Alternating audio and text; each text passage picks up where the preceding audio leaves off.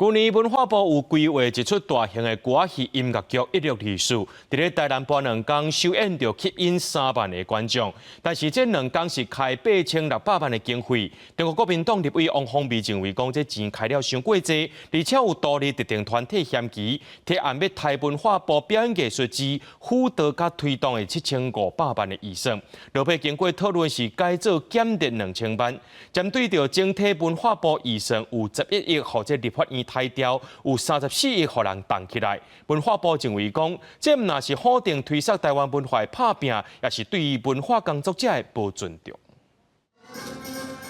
这是文化部去年伫台南规划的歌戏音乐剧《1624》，来讲18年前台南建成的故事，2天的演出拢总开8600万的经费，引起立委认为开收济钱，占合作地方表演团体预算的1/4，有独立特定团体的嫌弃。国民党立委王宏伟提案抬预算，伫咧表演技术辅导甲推动的项目要减列7500万，不过后来和文化部沟通了后，以减列2000万定案。2天就让他烧掉8600万，这样子的一个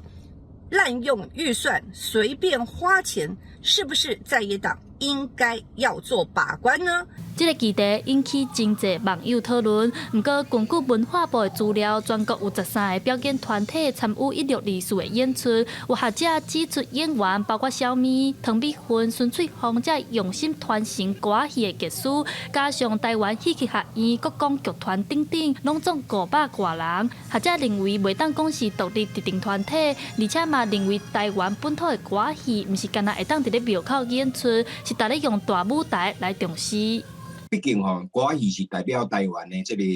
代表性啦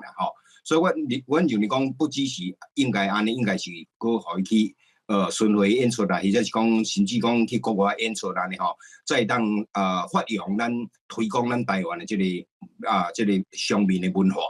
文化部114年度的预算，根据初步估算，有11亿互立法院抬调，有34亿互人冻结。伊嘛发新闻稿回应，表示这几档文化部一直希望把台湾的文化推散到国际上，互世界看到台湾。伊嘛认为这款的结果，毋但是否定伫咧推散台湾文化的拍拼，嘛是对文化工作者的无尊重，表示真遗憾。记者陈阿选、郑俊佑台北报道。